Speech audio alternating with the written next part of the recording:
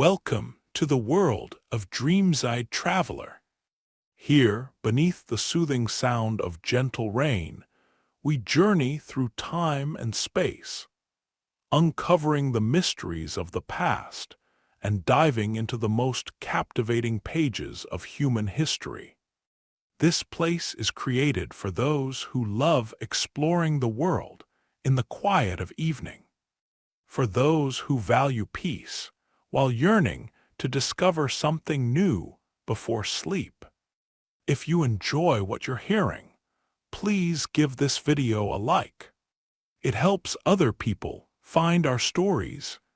Help us reach our first 1,000 subscribers in our club of nighttime history lovers. And the Dreamside Traveler channel will become your faithful guide to sleep. We're constantly adding new stories for your peaceful evenings. And if you have ideas about which historical topics interest you, or simply want to share your thoughts, leave comments below the video. I'm genuinely curious to know what inspires you. Now close your eyes.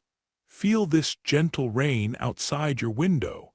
Allow yourself to relax. Our journey begins right now.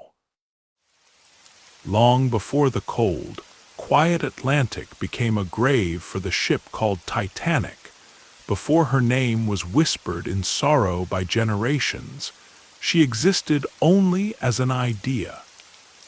She began as a dream, a vision so bold that it almost seemed to defy the world itself. People did not just want to build a ship. They wanted to create something enormous, something dazzling, something that would carry the promise of a new era across the restless sea. They called her unsinkable. Not officially, those words did not come from her builders, but from the newspapers, hungry for headlines and hope. Still, the world believed. Titanic was not merely a vessel. She was a floating monument to human ambition, a moving cathedral built of steel and oak and glass, shining with electric light. She stood as proof that mankind could now command the oceans, that nothing was truly impossible. It was the early years of the 20th century. Steam trains thundered across continents, their whistles echoing through valleys and over cities. Telegraph wires stretched like veins, clicking messages to distant lands. The air was thick with coal smoke, dreams, and invention. This was a time when people believed that anything could be achieved. The skies themselves were no longer only for birds. Very soon, humans would claim the heavens as well. In this golden age of steam and steel, Titanic was built, not just as a means of travel, but as a living symbol of progress, luxury, and national pride. She was planned to be the largest moving object on Earth, nearly 900 feet from bow to stern and more than 90 feet wide, with 9 decks and a weight greater than 46,000 tons. Her hull was painted black, towering above the shipyard, rising from the water like a dark mountain. She carried 4 vast funnels, though only 3 actually worked, stretching into the sky with the confidence of a new era. Inside, Titanic was a palace afloat. The first-class passengers wandered through reading rooms paneled with polished wood, dined beneath shimmering chandeliers, relaxed in Turkish baths, or sipped tea in sunlit cafes. Their suites had private promenades and rooms as fine as any grand hotel in London or Paris. The famous grand staircase, with its curling ironwork and glass dome, belonged in an opera house, not on a ship, but far below in the lower decks, a different world waited. There, hundreds of immigrants, men, women, and children, dreamed not of luxury, but of hope. They shared cramped cabins, simple meals, and the music of their own languages. For them, Titanic was not a palace, but a bridge, a chance to cross the ocean toward new beginnings, toward work, land, and a better future. The North Atlantic was their path, but it was no gentle river. In April, the sea could be calm and mirror-like, or wild and cruel with black waves that crashed in the night. Yet few worried. Titanic was built with the latest safety features: strong steel, watertight compartments, and a double hull. She was called practically unsinkable, and everyone trusted her. On the morning of the 10th of April, 1912, under a cloudy sky in Southampton, England, Titanic prepared for her first voyage. Bands played on the dock. Flags fluttered. Stewards straightened their uniforms and polished the last teacup. Families waved goodbye, some with pride, others with tears. A nation watched as the most magnificent ship in its history left the harbor. The world leaned closer, dazzled and curious. No one, not the captain nor the passengers, could guess that this voyage would become legend. Not for its luxury, but for its loss. What people sometimes forget is the world Titanic left behind. The early 20th century was a time of grand dreams, but also of deep divides. The gap between the rich and the poor yawned wide. Safety rules were often an afterthought, lagging behind the hunger for profit and progress. The great liners were not just machines. They were floating stages where class, hope, and destiny played out side by side. The White Star Line, the company that built Titanic, competed with rivals like Cunard for prestige and power. Every new ship was a contest, faster, bigger, more beautiful, more famous. The Olympic came first, and then Titanic, her sister, even grander in every detail. The very name, Titanic, was chosen to impress, to echo the power of the Titans from Greek myth. Giants so mighty that even the gods were wary of them. Titanic was designed in Belfast, in the famous Harland and Wolff shipyards. Thousands of workers toiled for years, pounding rivets, painting steel, and fitting out cabins. Many risked their lives, and some lost them, building what was supposed to be the safest ship ever made. It was a triumph of human skill and vision, a creation of hands and minds and dreams. When Titanic finally set out, she carried people from every walk of life: millionaires, movie stars, teachers, laborers, children, mothers, musicians. Some sought adventure, others escape. Each had their own reason for being there, and each felt a mix of awe and excitement as they stepped aboard. For a few days, the ship was a world of its own, a little city, gliding over the waves. But the Atlantic is indifferent to dreams and titles. The sea does not care for golden buttons or polished boots. Titanic sailed straight into history, not knowing what waited ahead. Her story is not just one of disaster. It is a story about faith and courage, design and destiny, about what it means to hope, to strive, and to learn that even the mightiest things can break. Titanic's brief, glittering journey still haunts us. She belonged to a moment of bold confidence, gilded luxury, and dangerous certainty. Her loss was not only a human tragedy, it was a warning to the world. Even the greatest achievements must be met with humility. The ocean does not obey the will of engineers, nor the wishes of kings. And yet, in the short days she sailed, Titanic captured the imagination of an entire generation. Her legend endures, reminding us that every leap forward, every shining triumph, holds both promise and peril. As we begin her story, let us step back to the beginning, to the days when her paint was still fresh, her woodwork still smelled of varnish, and her chandeliers sparkled in gaslight, untouched by the darkness of the deep.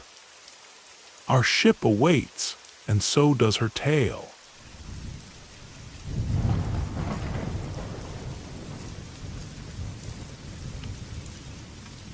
In the beginning, Titanic existed only in the minds of dreamers and the hands of engineers, in faded sketches, in the low, warm glow of gas lamps burning late in Belfast.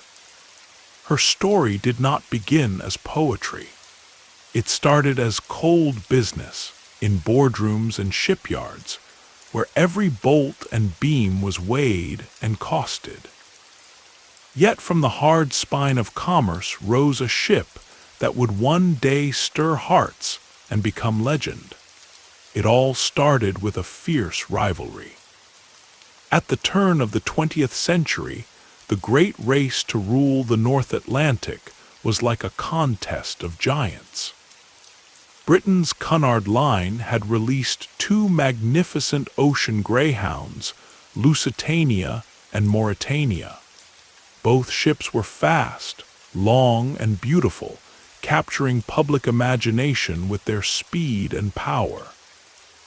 The White Star Line, hungry for glory, decided to take a different path. Instead of chasing speed, they would conquer the seas with size, luxury, and grandeur. Their vision, not just one ship, but three.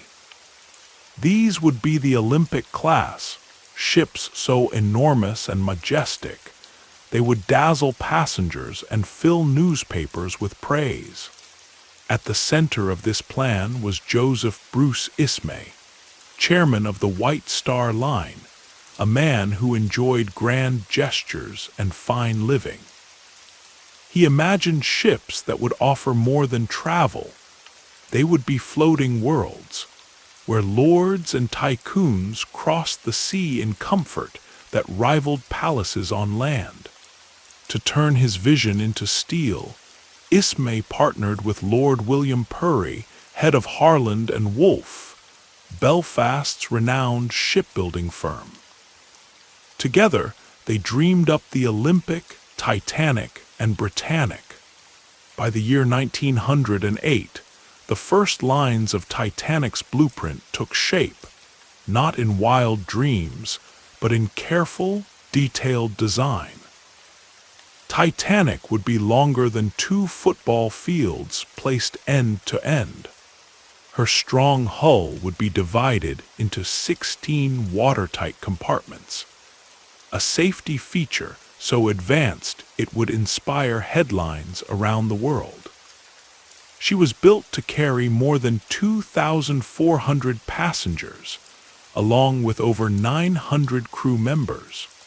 For the first time at sea, there would be electric elevators, a heated swimming pool, squash courts, and a grand staircase that sparkled like a vision from a fairy tale.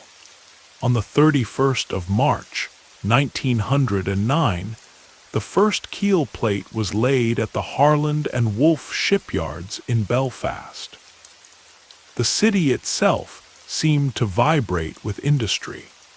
Nearly 15,000 men labored on Titanic and her sister Olympic, side by side, through winters of cold wind and the endless clatter of hammers. Most were not famous. They were riveters, welders, carpenters, painters, and engineers. Their hands were rough, their clothes marked by sweat and oil. Some were still boys, skipping school just to watch the great ship grow from the ground. Some were poets, inspired by the shape rising above the river. Many risked injury and some lost their lives, but their efforts built more than a ship, they shaped history. From the slipway, Titanic's skeleton rose like the bones of a giant sea monster. To hold her vast frame, a special gantry, called the Aral Gantry, was built, a forest of steel taller than most buildings in Belfast. It dominated the skyline for miles. Local families would gather on Sundays just to gaze at the sight.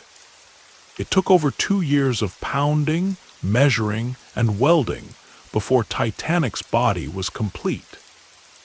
Every one of her 3 million rivets was hammered in by hand, each connecting thick steel plates, some thicker than a grown man's chest. Deep in the ship's belly, enormous engines were installed, 2 gigantic reciprocating steam engines and a third turbine.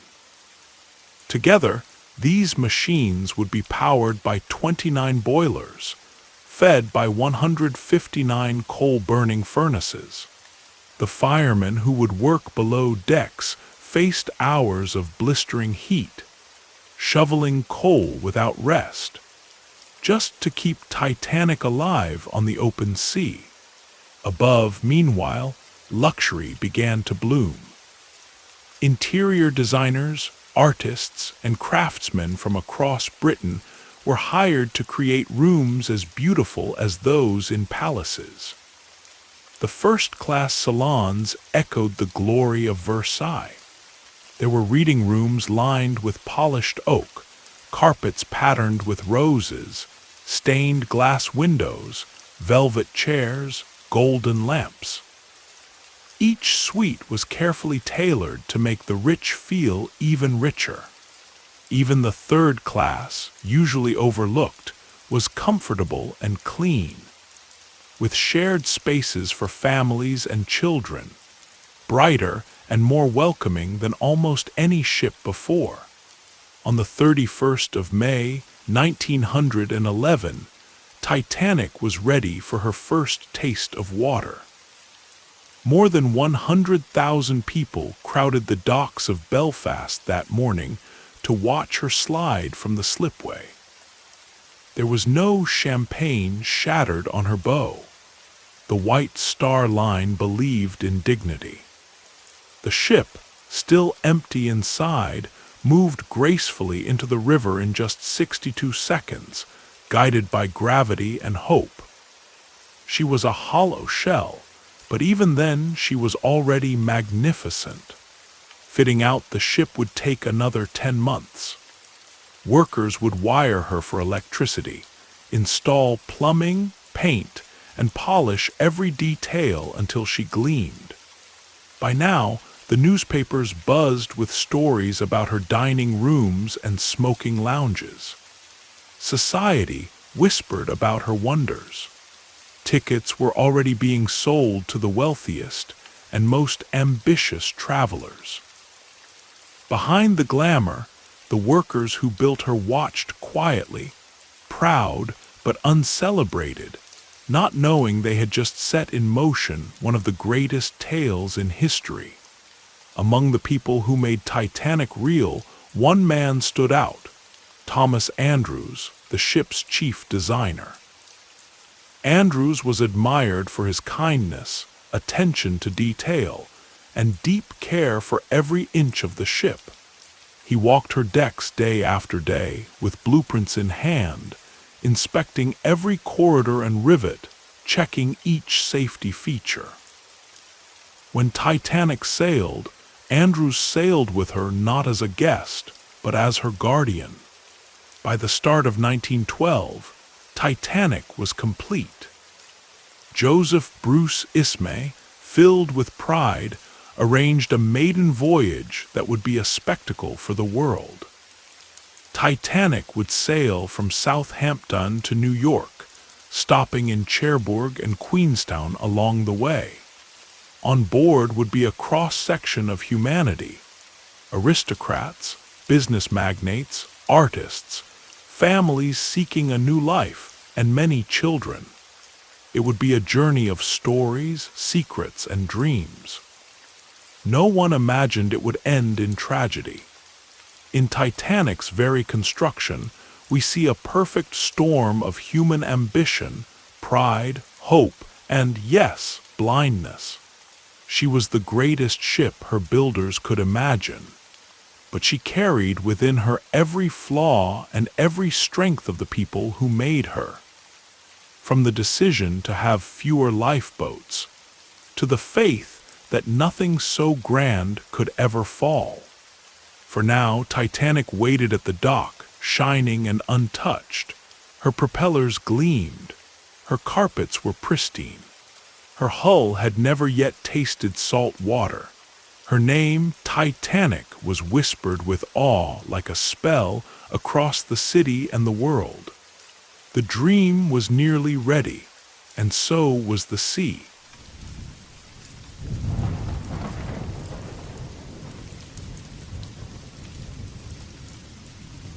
When Titanic finally stepped into the daylight from the shipyards of Belfast, she seemed almost unreal, as if a mythical sea creature had been born from iron and dreams. People stared in wonder. There was silence at first, as if the world needed a moment to take in the impossible. Titanic was not simply a ship. She was a floating palace, a work of art, a mirror reflecting all the ambitions and divisions of her era. She was 882 feet and 9 inches long. That's almost as long as 3 football fields set end to end. She was 92 feet wide at her broadest. From her keel to the very top of her smokestacks, she stood as tall as an 11-story building. Weighing over 46,000 tons, she was the biggest moving thing ever built by human hands at that time. For many who first saw her, Titanic did not look like a ship at all. Some called her a mechanical leviathan, others whispered she looked like something from the future. Her hull shone deep black, rising out of the water in an endless sweep. Above, the upper decks gleamed with fresh white paint, catching the sunlight, while a golden stripe ran the full length of the ship, sparkling with each gentle roll of the tide. And those 4 funnels, they stood proudly, high as cathedral spires. 3 of them were real and breathed out clouds of steam, while the 4th, built just for beauty, added balance and drama to her silhouette. Sometimes you build things just to make them beautiful, and Titanic was, from every angle, a wonder. Let's walk her decks together, step by step. At the very top, there was the boat deck. Here, lifeboats were ready, though not nearly enough, but that's a story for later. The captain and officers kept watch in the bridge, guiding this giant across the unpredictable Atlantic. Passengers in first class would stroll the boat deck, enjoying the wind and the endless view as the soft strains of a string quartet floated up from below. Beneath this was the promenade deck, designed for first-class guests who wanted elegance and fresh air. They walked under brilliant white railings, gazing at the ocean or at each other, kept separate from those in the lower classes. Inside, the luxury grew even more breathtaking. If you entered as a first-class passenger, your journey began at the grand staircase. It wound downward over several decks, crafted from polished oak, crowned by a stained glass dome. A large clock looked down on everyone, its face surrounded by carved figures named Honor and Glory, as if watching over all who passed. People gathered there not just to go from one place to another, but to see and be seen, to admire, to gossip, to dream. Millionaires adjusted their ties. Daughters of noblemen whispered secrets behind gloved hands. Lovers paused under the clock, their footsteps echoing on marble steps. First class was more than comfortable. It was truly magnificent. The largest suites had private promenades and rooms bigger than many city apartments. There were fine dining rooms dressed in white linen and sparkling silver. A Parisian-style cafe with real wicker chairs and tall green palms. A squash court, a barber shop, and even a Turkish bath where you could relax in clouds of steam.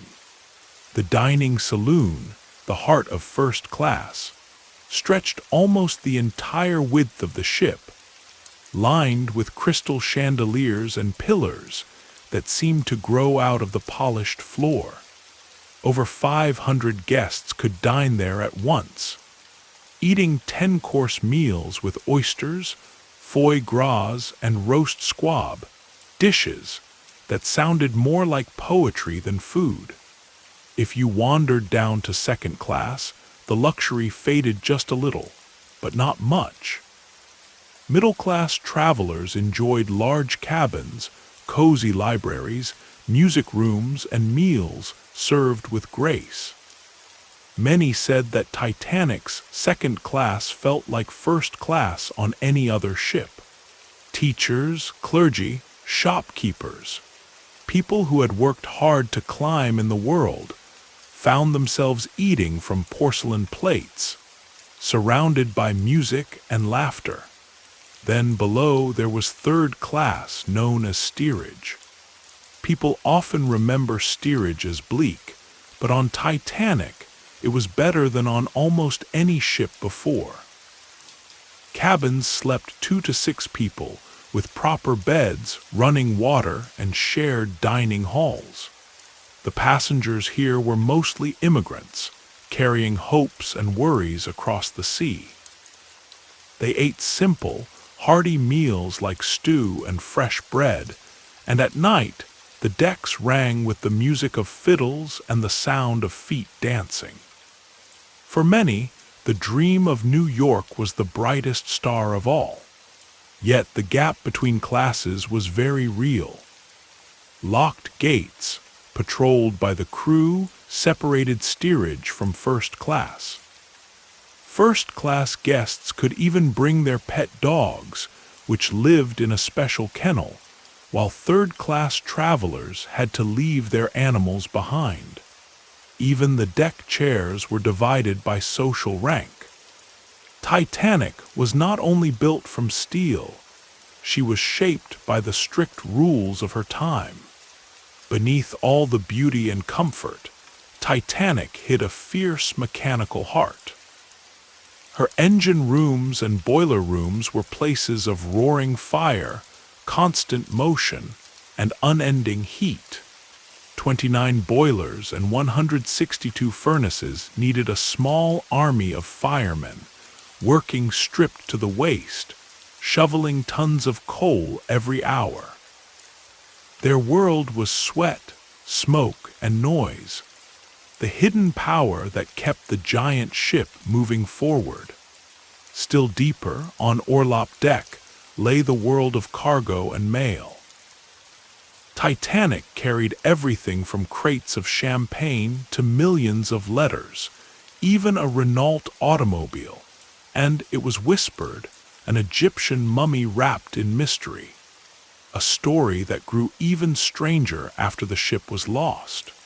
Every part of Titanic, from her shining brass doorknobs to the filigree on her railings, spoke of a desire to be the best.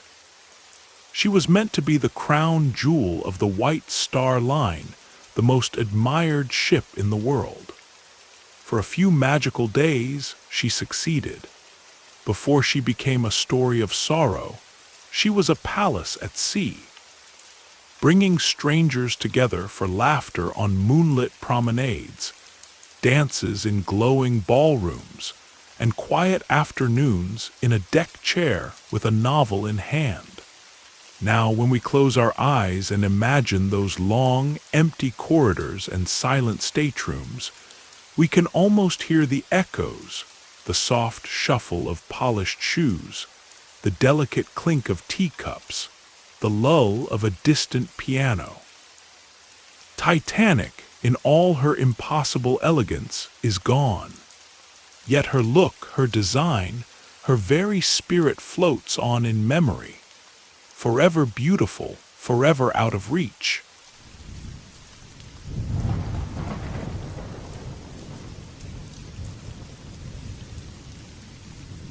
Titanic, for all her glittering steel and shining corridors, was only as grand as the people who sailed within her. She could not move, could not live, without the beating hearts of more than 2,200 souls who stepped on board that April of 1912. Some wore furs and silks, their trunks filled with luxury. Others clutched every hope they owned in a battered bag. Together, they created the story of Titanic, not just as passengers or crew, but as the living spirit of the ship. Among these souls were nearly 900 crew members, men and women drawn from towns and cities across Britain and Ireland. Some were old hands who had already worked on her sister ship, Olympic. They were stewards and engineers, cooks, coal trimmers, sailors, and stokers. Some were proud professionals, others simply needed work and a steady wage. None of them could have known this would be their final voyage. At the head of it all stood Captain Edward John Smith, a man whose thick beard and calm eyes made him the very image of confidence. He was known as the millionaire's captain, for he was popular among the wealthy and had a long record of safe journeys. Titanic was to be his last crossing before retirement, a grand farewell on the world's greatest ship. But fate, as always, had its own designs. Supporting him were men whose names would later be spoken with awe and sadness. Chief Officer Henry Wilder, First Officer William Murdoch, Second Officer Charles Littler, Third Officer Herbert Pittman. Murdoch would be remembered for his courage in the chaos, helping passengers into lifeboats, and some say for a tragic end. Littler would survive the sinking, but the shadow of those cold waters would follow him for the rest of his life. Beneath these officers worked the lifeblood of the ship, the seamen, the firemen, the trimmers, and the stokers who kept the boilers roaring, the decks spotless, and the lifeboats ready. Bellboys scurried down long hallways, some no older than 14. There was the Titanic Band, led by Wallace Hartley, hired not only to entertain, but to bring calm and grace to every room. In their last hours, the musicians became legends for playing until the very end, their music floating above fear and darkness. The stewards were the quiet helpers, moving between the shining salons and the hidden corners, carrying luggage, calming nerves, and serving tea with a steady hand. Many knew every inch of the ship. Some went down with her, sacrificing themselves so others might live. These were ordinary people, boarding not for fame, but for duty, pride, and to feed their families. They became heroes in the coldest night. Among the first-class passengers were names that sparkled in newspapers.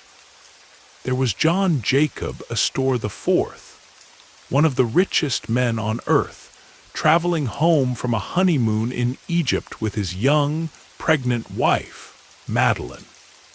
He was charming, witty, and fond of his bulldog. He would not survive, But Madeline did. Isidore and Ida Strauss, owners of Macy's department store in New York, were devoted to each other. When offered a seat in a lifeboat, Ida refused to leave her husband's side. "We have lived together for many years. Where you go, I go," she said. They were last seen sitting side by side, holding hands as the sea claimed the ship. There was Benjamin Guggenheim, who famously changed into evening clothes as the ship began to sink, telling those around him, "We are dressed in our best and are prepared to go down like gentlemen."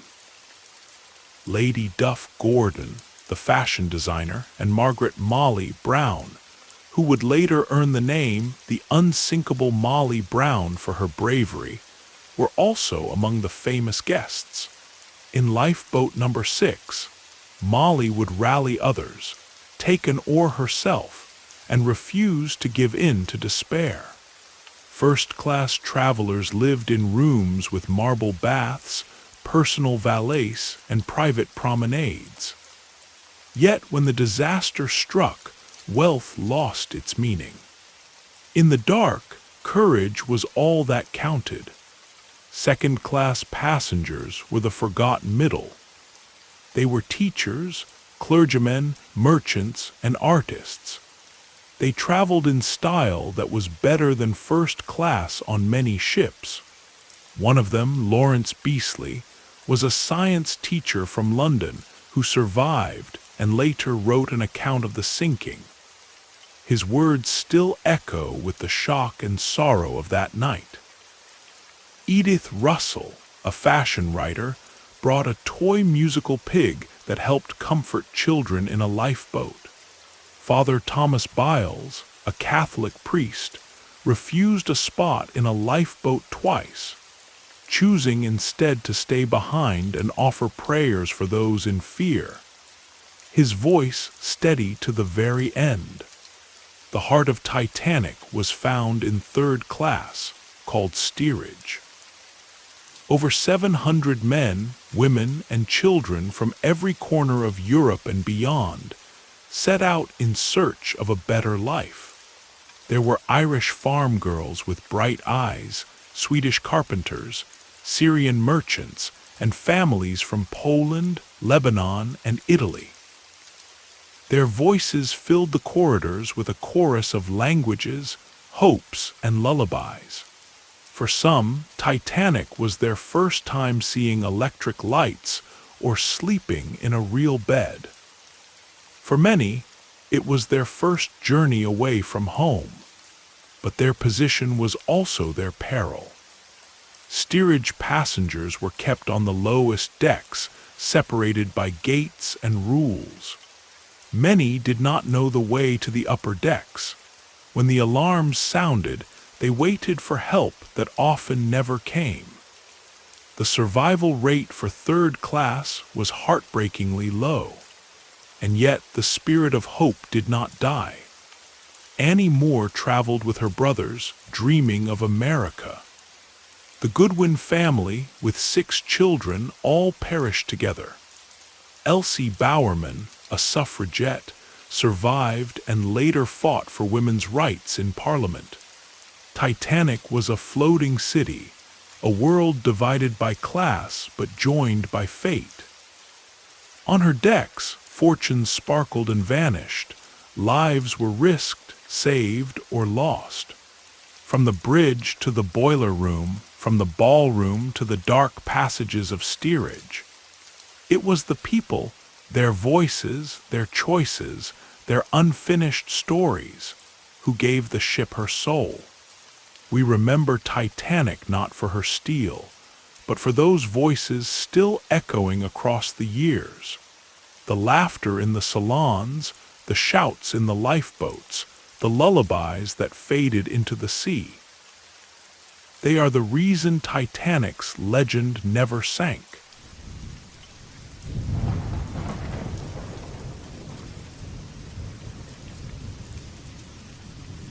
On the morning of April 10, 1912, under a heavy gray sky in Southampton, England, The great gangway of Titanic rattled and creaked as passengers stepped across the threshold of history.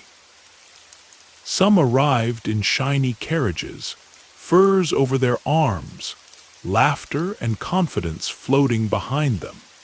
Others clutched faded paper tickets, their faces pale with hope or fear, their whole lives bundled into a single battered suitcase. In total, more than 2,200 people, from the richest tycoon to the youngest child, boarded the most talked-about ship in the world. The air on the docks buzzed with excitement and uncertainty. Porters hurried with trunks, children gawked at the sheer size of the ship, mothers gave last-minute hugs, and seagulls circled overhead, startled as the Titanic's engines gave their first mighty, rumbling breath. It was as if the ship herself had woken from a long sleep. First-class passengers moved gracefully, accompanied by maids and porters, their luggage marked in gold letters. Second-class travelers waited with a little less ceremony, but no less joy, gathering in groups, whispering about the adventures ahead.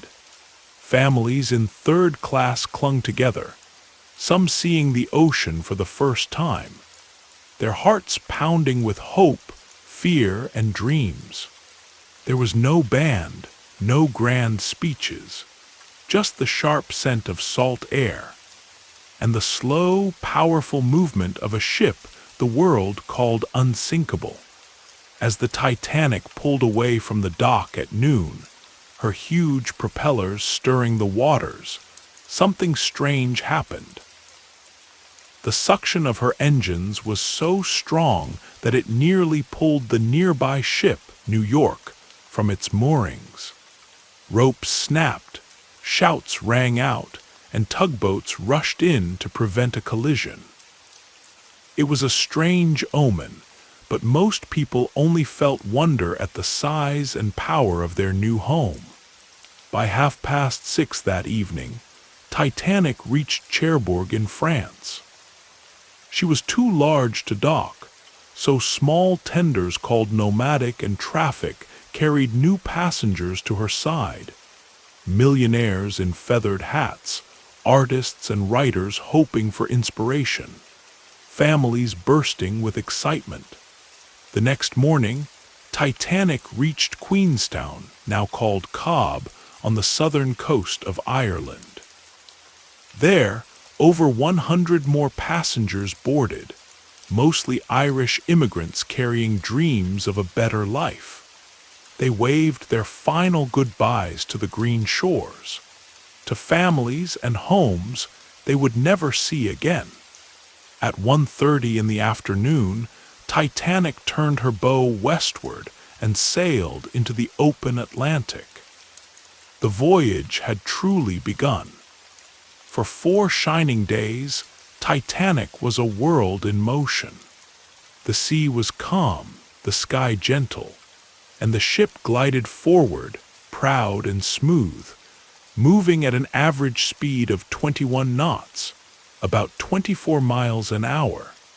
Life on board was as varied as the people themselves. In first class, life felt as elegant as Paris itself. Ladies in silk dresses sipped tea under golden ceilings, whispered about the latest novels, and compared jewelry. Gentlemen read newspapers, played cards in polished mahogany lounges, and walked briskly on the promenade to justify a second helping of duck à l'orange. The great dining saloon rang with laughter, the clink of crystal, and the soft music of an orchestra. There were balls, secret flirtations, and more than a few whispered scandals beneath the glow of chandeliers. Second class offered quieter joys. Families and teachers, clergymen and merchants read in cozy libraries, played deck games in the crisp air, and wrote letters home on Titanic's embossed stationery. Meals were hearty and delicious: baked haddock, spring lamb, sweet tarts. There was pride in their comfort, privacy, and the sense of traveling in style. Far below, in third class, the energy was electric. Immigrant families shared big tables, sang songs in many languages, danced to fiddles in crowded hallways, and made new friends across cultures. Children ran and played in the corridors. Young men smoked and laughed on open decks, and everyone dreamed of the promised land called America. There was little elegance, but plenty of warmth and hope. Day and night, Titanic cut through the waves like a living miracle. By Sunday, April 14th, the sea was so calm it seemed unnatural, shining like dark glass beneath the stars. Passengers noticed the stillness. "It's as if the ship floats on air," someone whispered. That day, church services were held on board. Photographs were taken on the sunny decks. The kitchens buzzed as chefs prepared the grand evening meal. Behind the scenes, warnings of ice had come from other ships. Early that morning, the Coronia radioed about icebergs. Later, the Baltic, the Californian, and the Mesaba did the same. Each message was passed to the bridge. Some concern flickered among the officers, but no real alarm. In 1912, ships often hit ice and sailed on. Titanic's watertight compartments were thought to be nearly invincible, and besides, the ship was already a day behind schedule. Speed meant prestige, and everyone, from the owner to the youngest bellboy, wanted Titanic to set a new record. The mood on that last afternoon was bright and joyful. A lifeboat drill was planned, then quietly canceled. Some thought it unnecessary, others simply preferred not to worry the guests. The band played on the deck. Laughter echoed through the corridors. Lobster, squab, and fancy jellies were served on fine china. In second and third class, families enjoyed roast pork, potatoes, and cottage pie. As the sun slipped beneath the edge of the sea, the air grew sharp and cold. Still, the mood was content. By 9 o'clock, Titanic was racing through icy waters under a sky filled with stars. There was no wind, no moon, only a deep, endless calm. In the Marconi room, the wireless operators, Jack Phillips and Harold Bride, hurried to send telegrams for the passengers. Between messages, more ice warnings arrived, some of them missed, lost in the flurry of requests. High above, on the dark lookout platform, Frederick Fleet and Reginald Lee strained their eyes, peering into the black. They had no binoculars. The key to the locker had been left behind in Southampton. Below deck, all seemed perfectly normal. People played cards. Lovers stole a last kiss beneath a blanket. Children listened to lullabies and drifted to sleep. The ship glided forward, faster and faster, a masterpiece of confidence and beauty. And then, just before midnight, everything changed. A shape appeared in the darkness, a shadow against the stars. Fleet rang the bell, 3 sharp chimes that cut through the night. Iceberg, right ahead. The journey was about to become legend.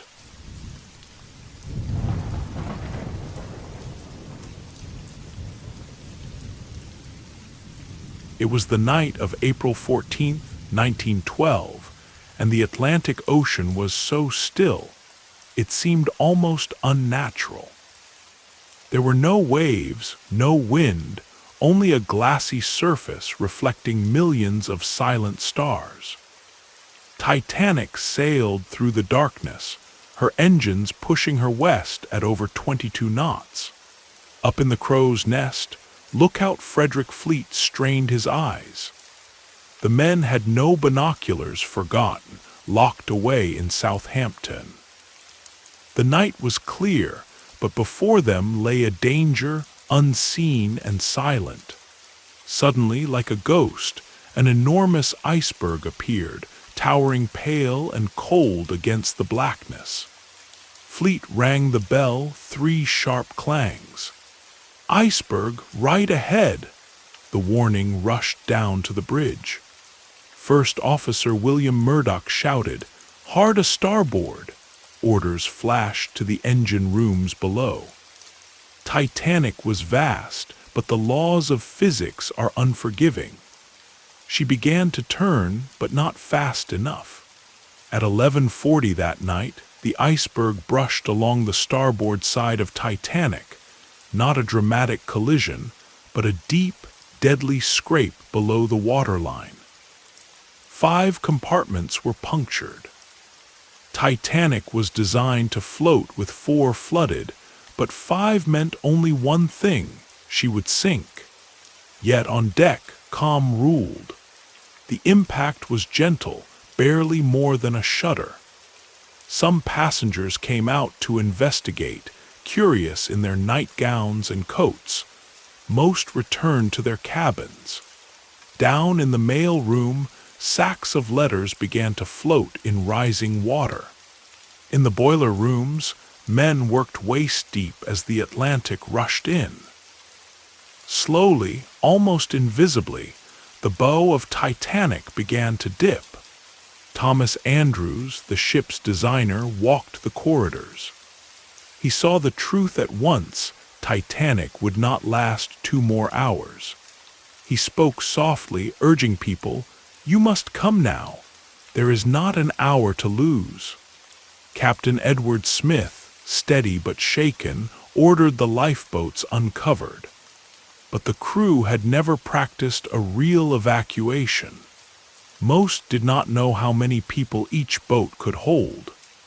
At 5 minutes past midnight, the first distress call went out. "CQD, come quick, danger." Then, for the first time in a real emergency, SOS. Titanic's wireless operators, Jack Phillips and Harold Bride, sent messages again and again. The Carpathia answered. She was 58 miles away, moving fast, but still hours out of reach. Titanic did not have hours. Titanic carried 20 lifeboats, enough for about half the people on board. In those days, it was thought lifeboats were for ferrying people to rescue ships, not for everyone to escape at once. At 25 minutes past midnight, the first lifeboat was lowered. It could hold 65, but left with only 28. Many people were afraid to leave the bright, safe ship for a tiny boat in a black sea. Confusion spread. Some crew followed women and children first, others women and children only. Lifeboats went down half empty. The minutes vanished. The bow sank lower, water pouring in. Panic grew. Some refused to believe the danger, others froze with fear. Andrews moved through the ship, guiding passengers. "Put on your life jackets, go up on deck, take only what you must." He would not survive. By 1:30, the ship listed steeply. The stern lifted, the bow buried deeper. The musicians led by Wallace Hartley played on, their music a calm in chaos, as lifeboat after lifeboat dropped into the freezing sea. Many third-class passengers, trapped by locked gates and language barriers, struggled desperately to find the way up. Some never did. In the last hour, Officers Murdoch and Littler fought to launch every remaining boat. Captain Smith gave his final orders, then vanished into legend. Some say he returned to the bridge, others that he stepped quietly into the sea. At 2 o'clock, only a few boats remained. Hundreds of people still crowded the decks. Lights flickered, then faded. At 2:18, Titanic broke in two with a great, echoing crack. The stern rose high against the stars, then slid into darkness. Screams split the night. At 2:20 in the morning, the last of Titanic slipped beneath the waves. In the water, over 1,500 people fought to breathe. The sea was bitter cold, below freezing. Most were numb and silent within minutes. Nearly all were gone within 20. In the darkness, lifeboats floated close, but only one Lifeboat 14, led by Harold Lowe, turned back for survivors. They found 4 still alive. One would not last. Then a deep, terrible quiet. Only the sound of water, the endless stars, and shattered dreams. At 4 in the morning, the rescue ship Carpathia's lights pierced the horizon. She gathered up 706 survivors. The lifeboats drifted toward her like ghosts. Mothers sobbed as they clutched children. Men wept. Many were barefoot, wrapped in blankets, eyes wide, hands shaking. Captain Arthur Rostron of the Carpathia turned his ship into a floating hospital, working miracles through exhaustion and grief. By 8:50, the Carpathia turned toward New York. The last lifeboat was hauled aboard. All that remained on the sea were floating suitcases, empty deck chairs, a spinning top hat, and the broken hopes of 1,000 lives. The crash was not just the sound of ice against steel. It was the sound of certainty shattering, of faith breaking, and a century waking up to its own fragility.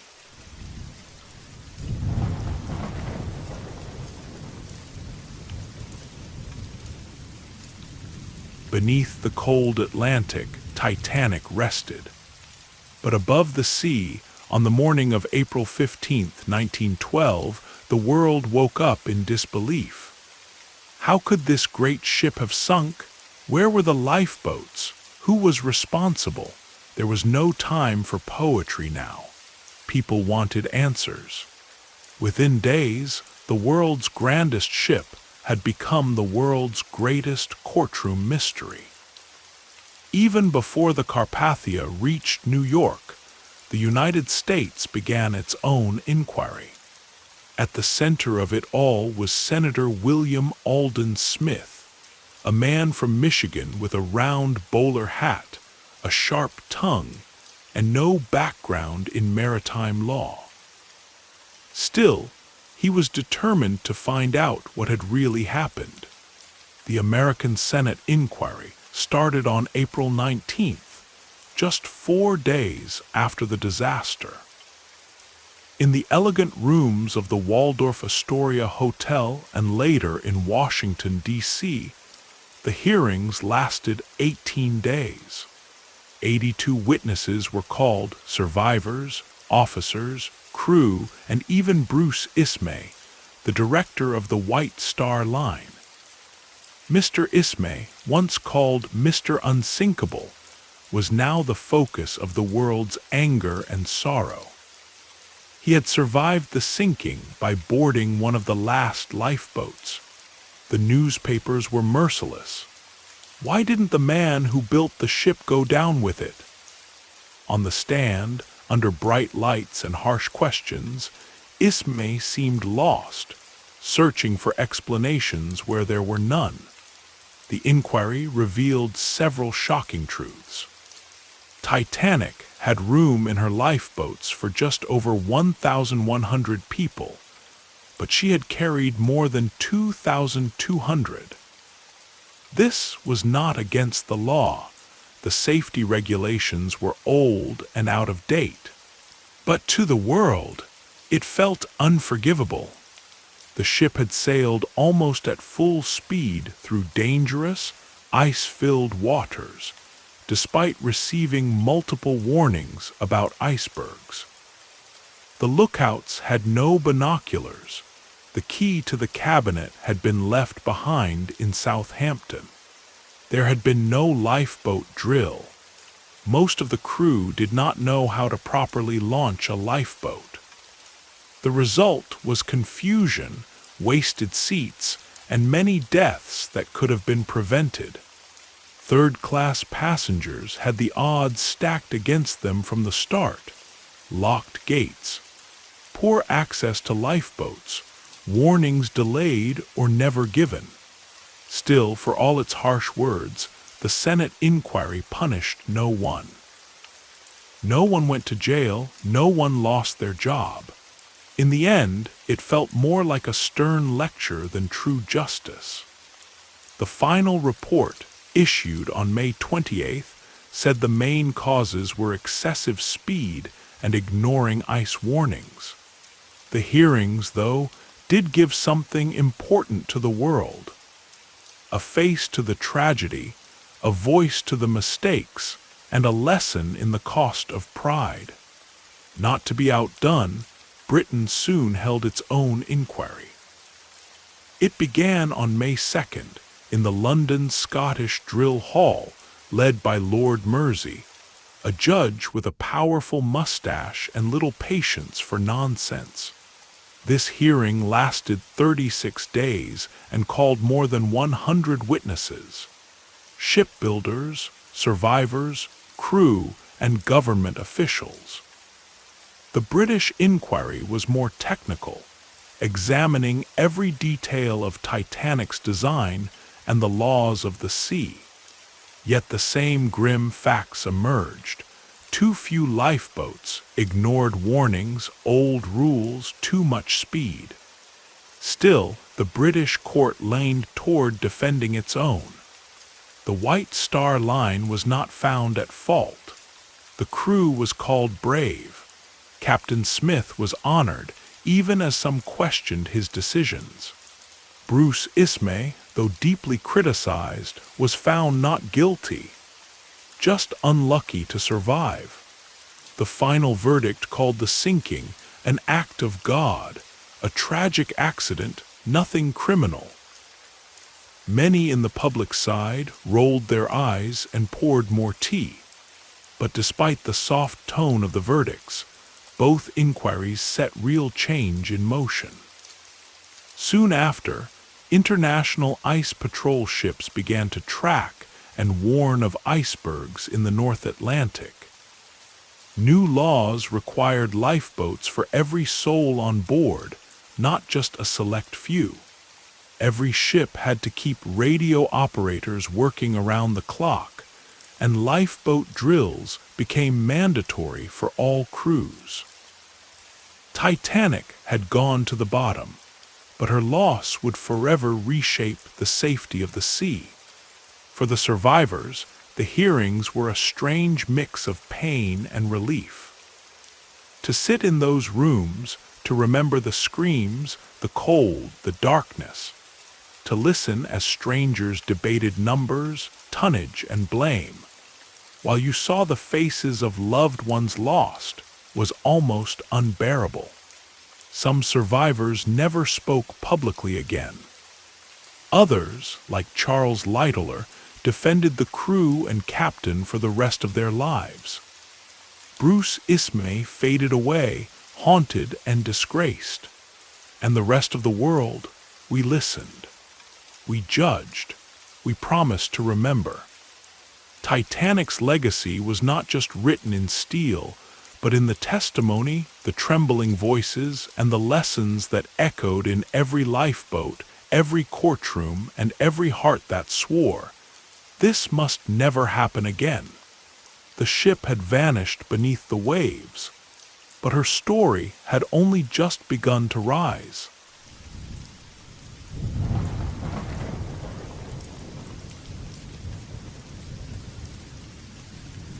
In the early morning hours of April 15, 1912, Titanic vanished into the Atlantic like a whispered secret. For more than 70 years, she rested lost beneath nearly 2 miles of cold saltwater and silence. Her exact resting place was a mystery. Some believed she had broken in two, others swore she was whole, some called her cursed, others called her holy.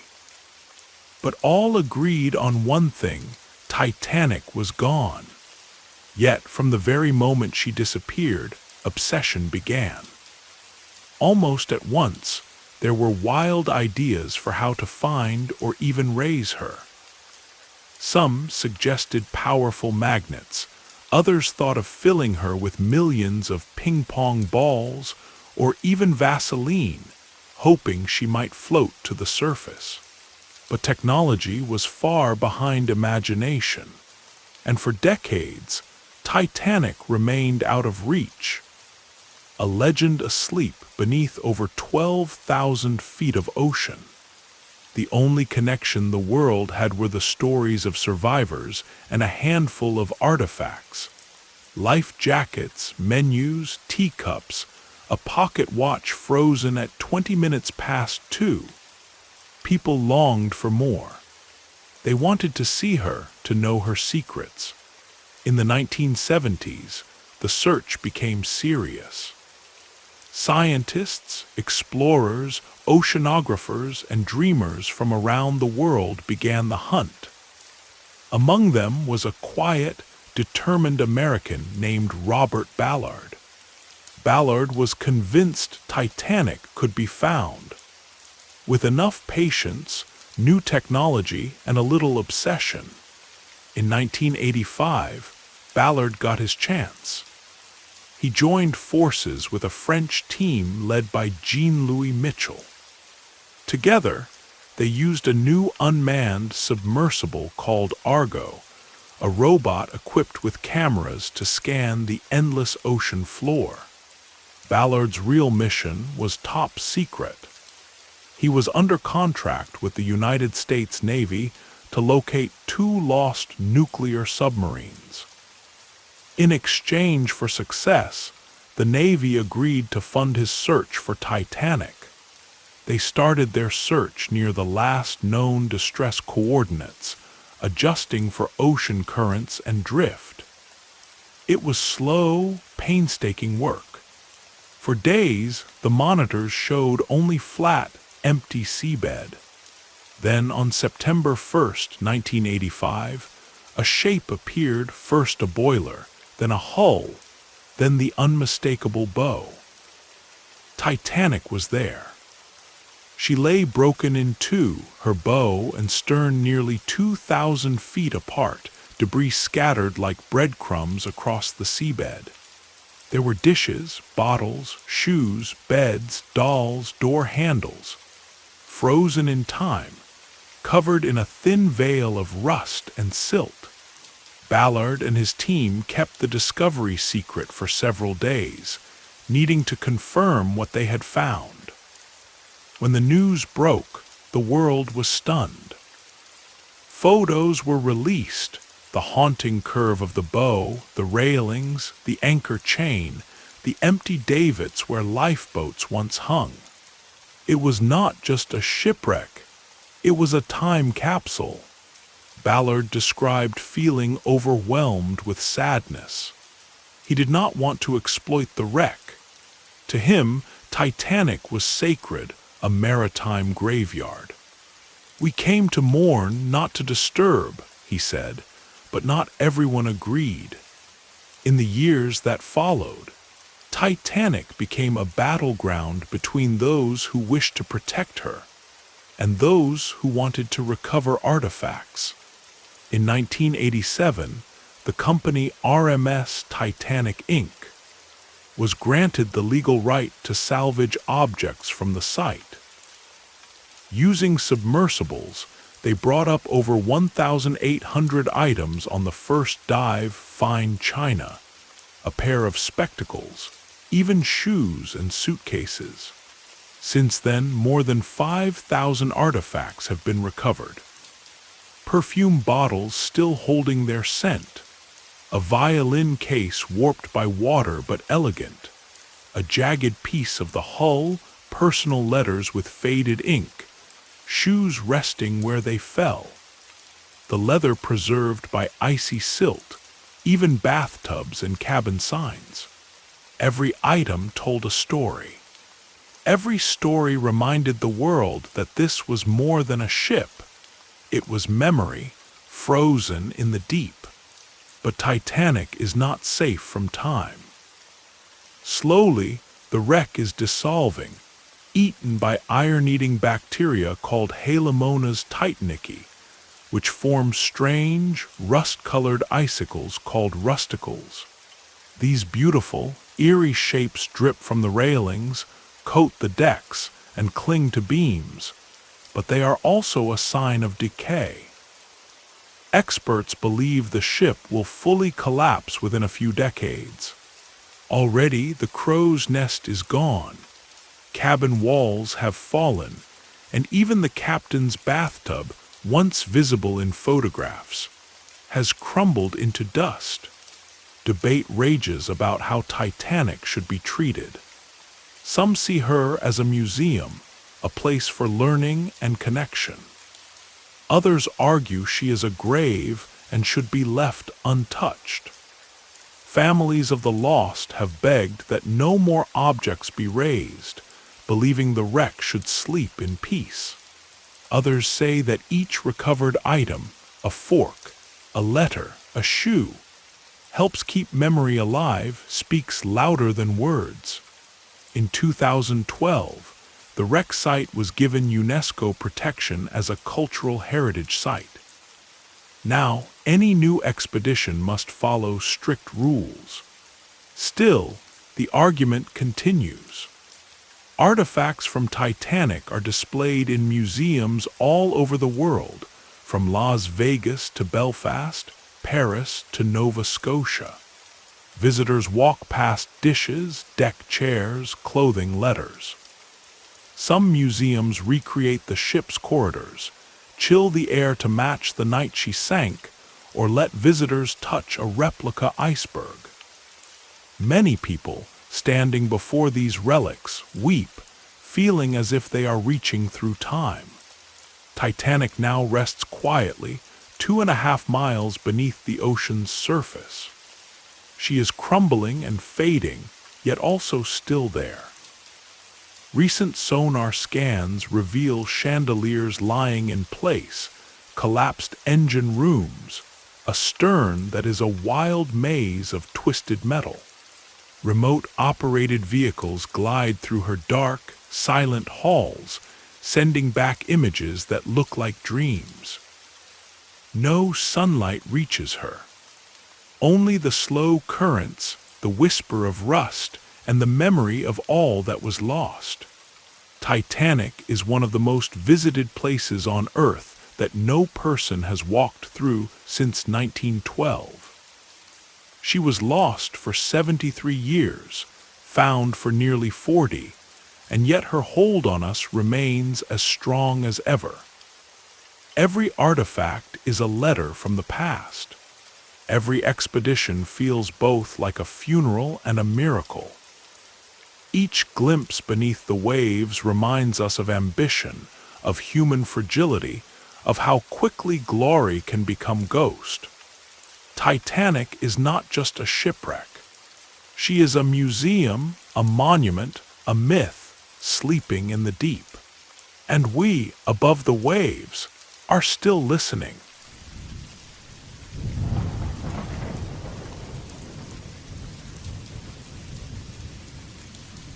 Though Titanic slipped beneath the waves in 1912, she never truly disappeared. Like a ghost too glamorous to vanish, she lingered first in stories, then in movies, and finally in tourism. Today, over a century later, you can walk her halls, sip her tea, and even sleep in her beds without ever stepping into the ocean. Even before anyone found the real wreck, Titanic had already become a destination, not in the deep, but in the hearts of cities forever linked to her. In Southampton, where her first and last voyage began, people visited the docks, leaving flowers, notes, and memories. The Southampton Maritime Museum grew into Sea City Museum, now a place filled with maps, scale models, and heartbreak. A tribute to the city that lost over 500 crew members when Titanic sank. Far across the Atlantic, in Halifax, Nova Scotia, many of the Titanic's recovered victims were buried. The Fairview Lawn Cemetery became a sacred spot. Rows of simple curved headstones mark the graves, including the famous J. Dawson, who, despite rumors, was not a movie star, but a real man named Joseph Dawson, a coal trimmer. Tourists still leave flowers, notes, and even quotes from the film, because grief, like tourism, rarely follows logic. In 2012, exactly 100 years after Titanic's loss, a striking building rose above the old Harland and Wolff shipyard in Belfast, Ireland. Shaped and sized like the ship's bow, Titanic Belfast is a huge, multi-story museum dedicated to the ship, her people, and the myth that grew around her. Here you can walk through reconstructed shipyards, sit in a virtual ride through her construction, touch interactive plans, and stand on the slipway where Titanic was first launched. The museum ends in a dark, silent room, showing haunting sonar images of the wreck. Many leave in tears, feeling they've finally understood what the ship meant. You can even enjoy a coffee in the Drawing Office Cafe, located in the actual room where Titanic's plans were drawn. Yes, you can sip a latte where dreams became rivets and blueprints. Not content to leave Titanic in the past, others have recreated her in new ways. In Branson, Missouri, the Titanic Museum attraction stands as a half-size replica. Visitors board with a ticket matching a real passenger, touch an icy wall, and wander first-class corridors. At the end, you learn your passenger's fate, sometimes moving, sometimes heartbreaking, sometimes a lesson for children. In Pigeon Forge, Tennessee, another Titanic museum offers the same, with uniforms, smokestacks, and even a grand staircase you can descend, pretending to be part of history. In China, construction began on Titanic II, a full-size replica meant to actually sail.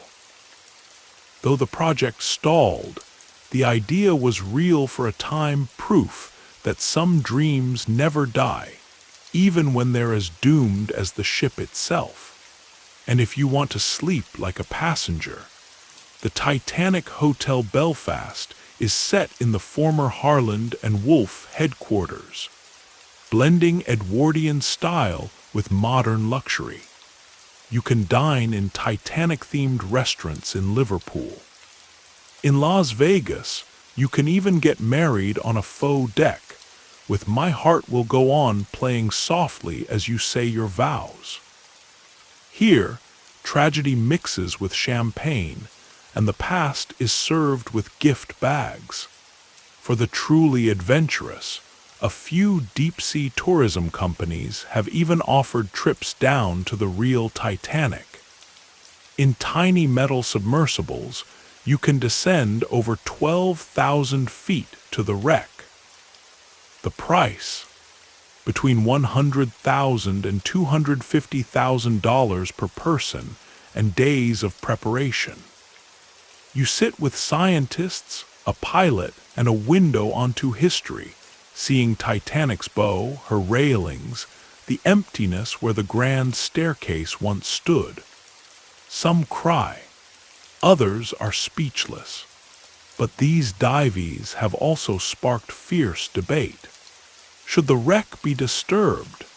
Should tragedy become a billionaire's tourist stop? In 2023, the OceanGate Titan submersible imploded during such a dive, taking 5 lives and raising new questions about safety and the ethics of underwater tourism. Still, the fascination never stops. Titanic isn't just visited, she's sold. Want a replica necklace, a deck chair, a white star-lined teacup set? Online shops have it all. Titanic board games, escape rooms, perfumes, even Titanic Lego sets, where children can recreate maritime disaster brick by brick. The 1997 film brought Titanic to a new generation. Museums saw visitor numbers triple. People booked cruises just to talk about Titanic, and every gift shop everywhere sells Heart of the Ocean necklaces. You knew it was coming. So what is Titanic tourism, really? Is it sacred? Is it spectacle? Is it both? Some come to mourn, some come for a selfie. Some leave flowers on a grave, others post dance videos online with sad violin music. But somewhere in all of this, the story survives in museum halls, in salt-stained artifacts, in the echo of her name whispered by strangers. Titanic is more than a shipwreck. She is a symbol, a poem, a pilgrimage. We keep coming back because we see ourselves in her, human brilliance wrapped in steel, human pride wrapped in arrogance. Her passengers were dreamers, immigrants, artists, engineers, people full of hope, stories, and contradictions. Visiting Titanic isn't only about a ship. It's about joining a story that never truly ended.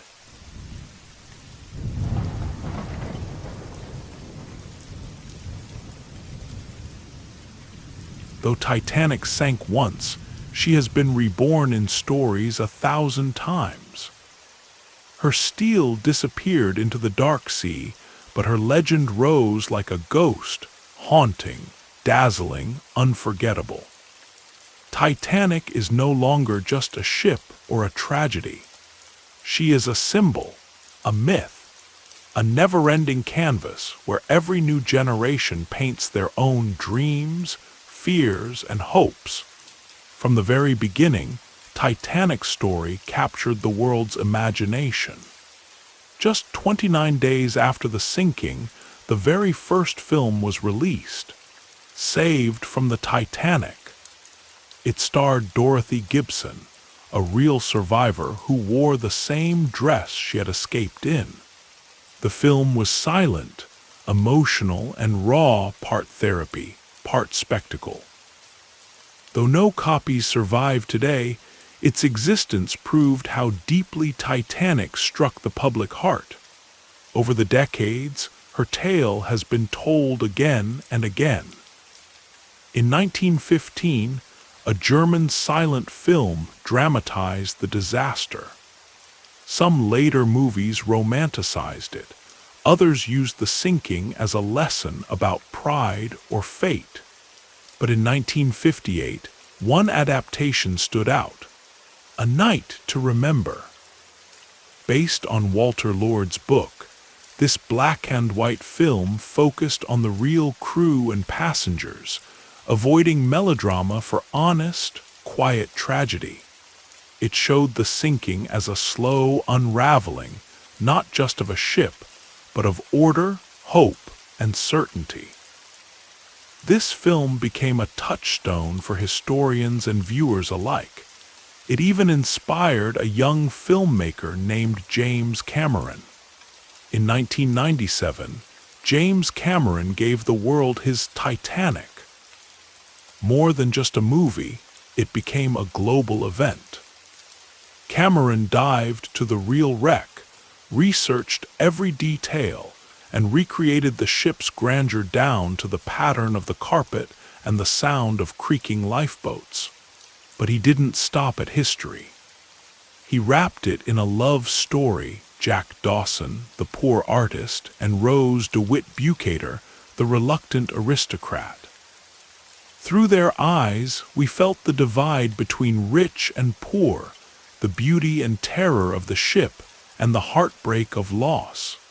The film swept 11 Academy Awards, broke box office records, and became part of the cultural DNA of the 1990s. People lined up for weeks, saw the movie again and again, cried, sang along, and bought double VHS tapes until they wore out. Of course, no mention of Titanic in pop culture is complete without Celine Dion's My Heart Will Go On. At first, director James Cameron didn't even want a pop song, and Celine was unsure. But when she sang the demo in one take, history was made. The song won a Grammy, an Oscar, and became an anthem of heartbreak and hope. To this day, the soft flute and soaring chorus can move entire stadiums to tears. Titanic has inspired more than just movies and songs.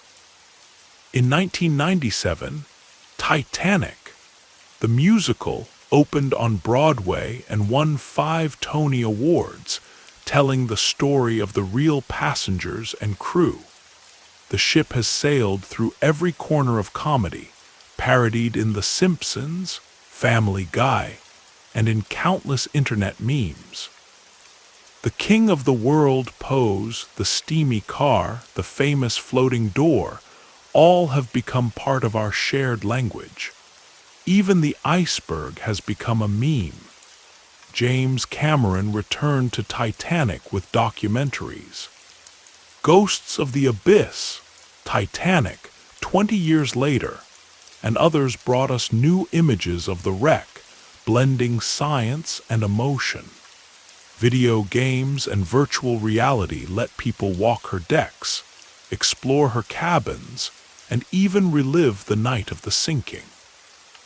Fan projects like Titanic, Honor and Glory aim to recreate every detail in digital form, right down to the doorknobs and napkins. Titanic keeps returning because she is more than a disaster. She is a great what if. What if there had been more lifeboats? What if the ship had slowed? What if someone had made a different choice? She represents the best and worst of us: ambition, hope, love, arrogance, and loss. Every retelling, whether dramatic, romantic, or satirical, helps us ask these questions again. We are still dreaming of Titanic, still mourning her loss, and still hoping with every telling that something, somehow, might have changed. Titanic in pop culture is not about repeating tragedy. It is about refusing to forget, and about remembering what it means to be human.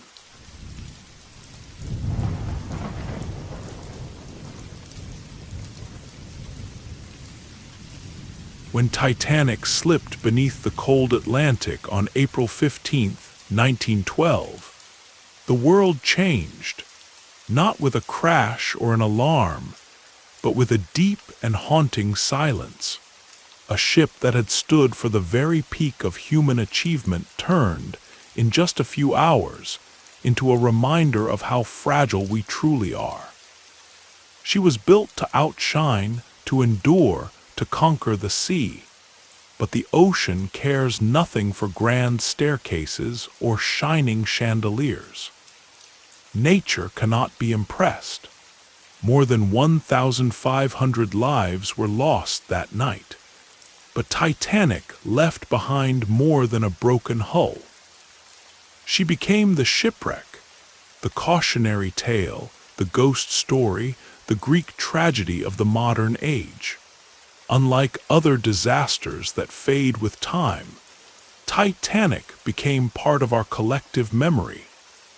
a name whispered like a warning and a wish. Why does her story remain so powerful?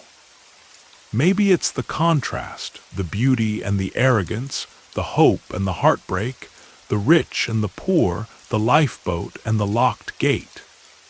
Maybe it's because the story is so perfect, so painfully human, that we can't help but see ourselves in it. Titanic is not just a sunken ship. She is a question. Could this happen again? What would I have done? What have we learned? For survivors, the night never truly ended. Some never spoke of it again. Others told their story so many times that it became part of who they were. Some moved on, some married, a few never boarded a ship again, but all of them, in one way or another, carried that April night with them forever. The world demanded answers, and in the months that followed, Titanic's loss led to real, urgent change. New laws were written. Lifeboats for all, regular drills, around-the-clock radio, ice patrols in the North Atlantic. The International Convention for the Safety of Life at Sea, SOLAS, was born in 1914, and its rules still keep travelers safe today. All over the world, memorials rose. In Southampton, where most of the crew had lived, a statue honors the engineers, none of whom survived. In Halifax, rows of gravestones hold names and numbers and unspoken pain. In Belfast, where Titanic was built, a great museum tells her story in steel and sorrow. Some memorials are stones and plaques. Others are found in poems, in books, in the soft tear on a grandmother's cheek when she hears a familiar tune. Time has a way of softening pain, but with Titanic, each year seems to deepen the ache. As the last survivors faded away, Milvina Dean, the final living link, died in 2009 at the age of 97. Each goodbye felt like another curtain falling. She was only 9 weeks old on that night, carried to safety in her mother's arms.